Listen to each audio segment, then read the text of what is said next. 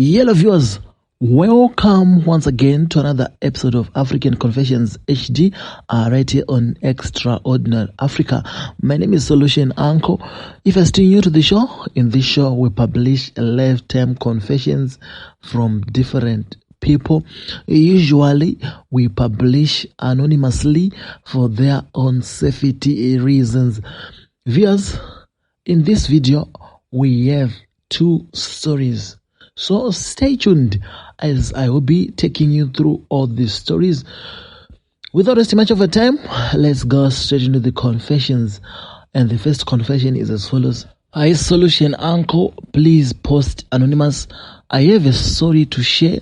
I am a rich person, but I admire the poor, always wishing if I was one of my servants, at least he is able to sleep in his house. Just imagine the type of money you are not supposed to give to your relatives. The Sangoma says I should only enjoy with people who are not my relatives. Imagine the pain. My gardener is better than me by far. He enjoys that little earning with his family. Ladies and gentlemen, I touched fire with open hands. My whole story is as follows. Back in the last days of my high school, there was a girl I loved. She was my classmate. That girl was the definition of beauty on its own. She came to our school on the last days of the term. Their college was not an exam center. They used our college. Proposing love to ladies was not a big deal to me. I approached for love. The very first days she arrived, the girl was a hard person. She did not accept the proposal. Instead, she wanted us to be friends first, then she would decide. I was so unlucky. The school's richest guy started to show some interest in the lady. That boy was handsome, rich, and very intelligent. The girls seemed to be more interested in him. This was hurting.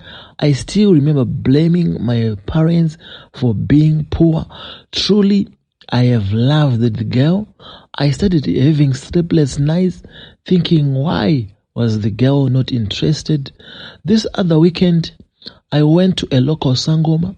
We used to see the poor who came to that shrine being converted to rich people. Some of the people are prominent in this country. I wanted to be rich to win the girl's heart. As I was entering in the Sangoma's house, the Sangoma started stating all my problems before I told him anything. He also told me the reason made me to come to the shrine. The Sangoma took a cock which was in a cage, then spread wheat grains in front of it. The number of grains it was going to eat was the number of years I was going to live as a rich person from then. The cock ate 50 grains. I was 15 years by then. The money, you have harsh rules. I won't use it before killing an animal to bury underground to make the goddess happy. I am not allowed to give the money to my relatives. They should never benefit from the money.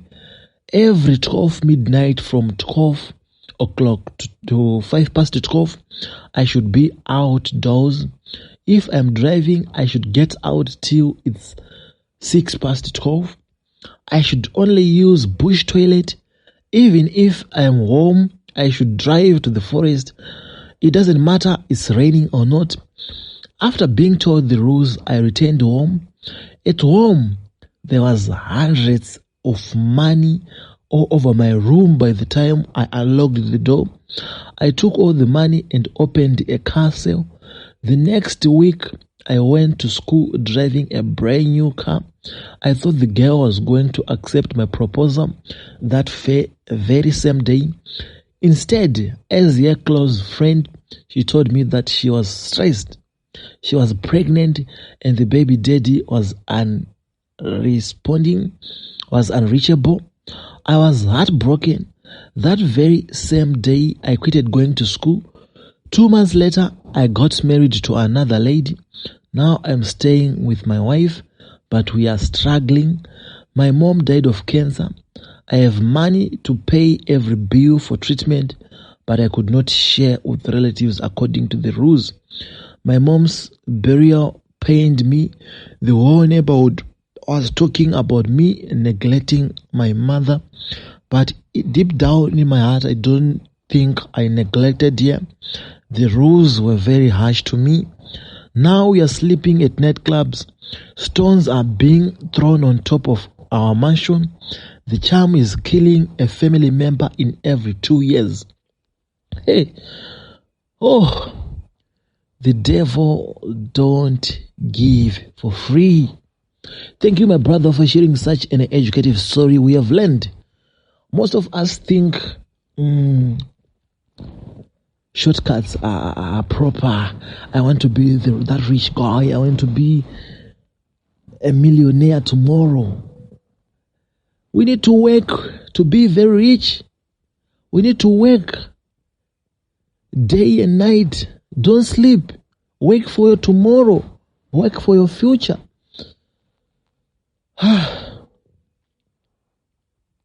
My guy, it's so sad that you are killing innocent people. But I'm not here to scold you. God can still forgive you. What you just need is to find a God-fearing church. Start fasting and praying. Search for that church.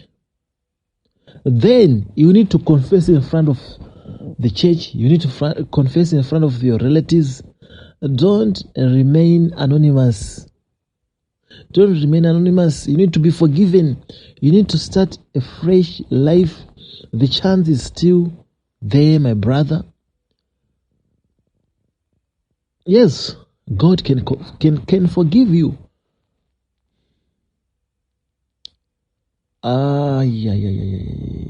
Juju. These people are preferring sleeping at nightclubs.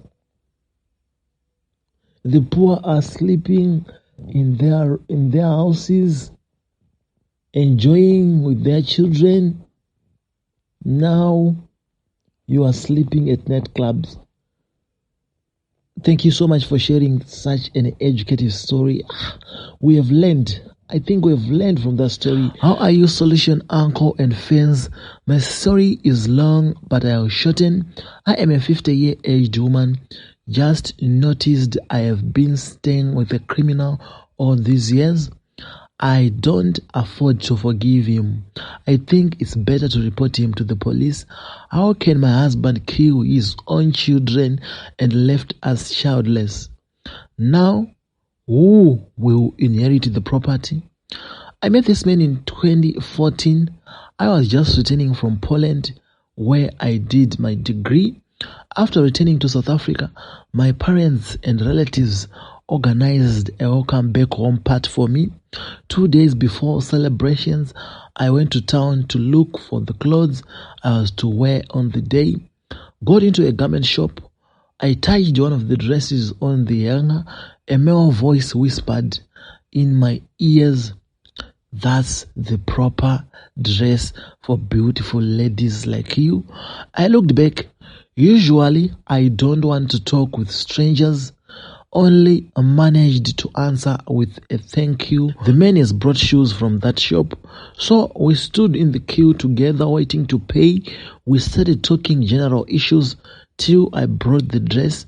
Before I left, he took my cell phone number. From there, we have been chatting over the phone till he made arrangements to let us meet again. We met in town at a food outlet. He approached for love. After I resisted for some time. We dated for almost 6 months and started staying together. The man is a businessman. He is into 3 plantations. We stayed well. The problem was failure to have a child. We have our first born in 2015. In 2017, we have our second born. They started going to school 1 year after the other. Later, I got employed, so the children were with the maid when I was at work. One day, I received a call from the maid. She was saying she don't know where the children gone. after they returned from school. This happened a few minutes after my husband returned home to take the papers he has forgotten. We made a police report, but the children were nowhere to be found. The main suspect was our maid. She was dragged to court for child negligence, served her jail term, but the children were nowhere to be found.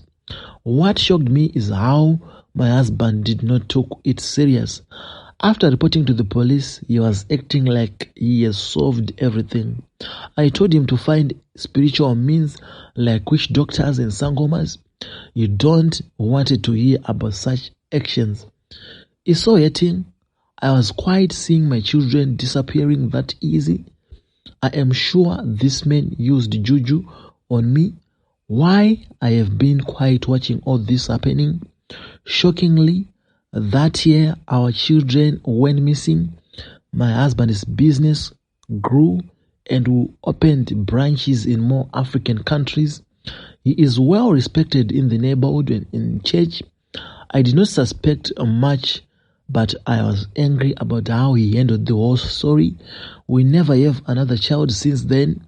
So last year, I started seeing the children in my dreams. They were crying, but Mom, why did you left us perishing? We are in the floor of Daddy's office. We are still alive. We are not dead. This series of dreams gave me that enlightenment and strength to visit a witch doctor in Mozambique. A workmate referred me to the man. The sangoma pointed at a mirror. I saw the whole story on the mirror. My husband and his young brother took the children to a certain place in Malawi. They come out of the house with the hands of the children. It was so hectic, I could not manage to look at the screen again. The heads are in floor of his office as I speak. I never showed him any signs. I'm acting normal. I don't know what to do. I want to report to the police, but another thought is saying this is suspicious information. Don't ever try it. Guys, I don't know what to do. Thank you, my mother, for experiencing such a hectic situations in your life. I think I always say it again and again. A child is a gift from God.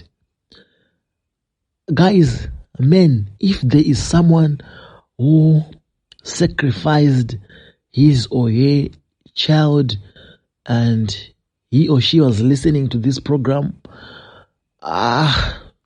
you are a fool. We want to work so that we can look after our children. Children are gifts from God. Some people died without children, but they wanted to have at least one child. Then he took it like a joke. I want to kill them for this wealth. Who inherit those properties?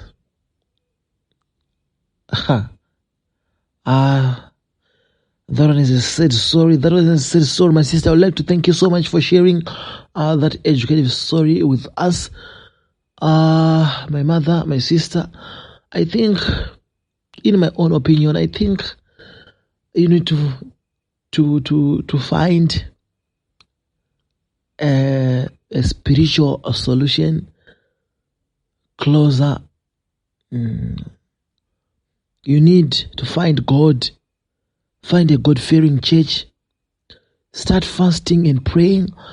Don't wait for the pastor or the priest to pray for you. You can also pray on your own, because it's like you are facing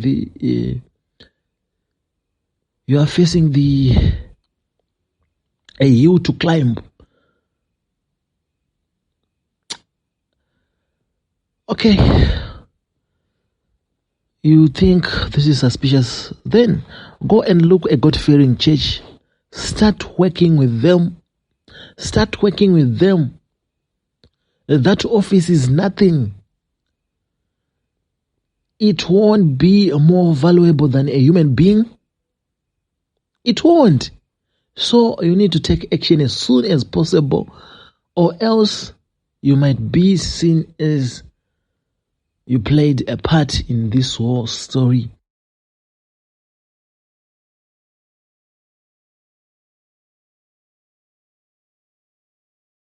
Guys, I'd like to thank you so much for tuning in. That was it for today.